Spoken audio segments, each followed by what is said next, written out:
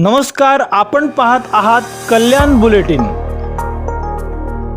8 दिवसापूर्वी ह्या समोरच्या स्पॉटवरती संध्याकाळी रात्री 9:30-10च्या आसपास एका घराची चेन मारण्यात आली।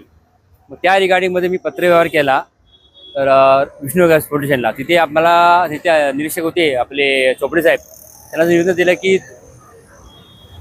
दुपारी किंवा संध्याकाळी टायमाला बावनचाळ गणेशनगर येथे वर्दळ कमी असल्यामुळे तिथे चोरीमारी होण्याची जास्त शक्यता आहे व जीवित हानी होऊ शकते। तर तुम्ही पेट्रोलिंग म्हणजे गस्त वाढवण्याची तुम्ही प्रयत्न केले पाहिजे।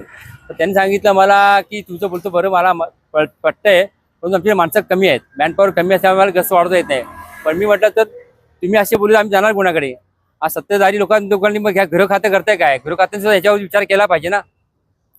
तर ते म्हणजे मी बघतो करतो। मी त्यांना निवेदन दिलेलं आहे की ह्या एसपी सांगू नका, आमची सामान्य माणसाची एक एवढी भावना आहे की तुम्ही ह्यामध्ये लक्ष घालून पुढे काही घटना अशा घडू नये यासाठी खबरदारी घ्यावी, हीच आम्ही नम्र विनंती केलेली आहे।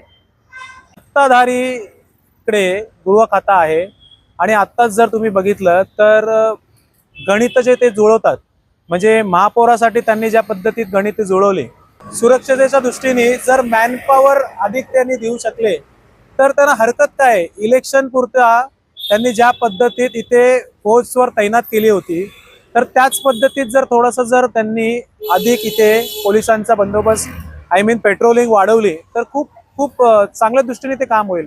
आणि नमस्कार, आपण पाहत आहात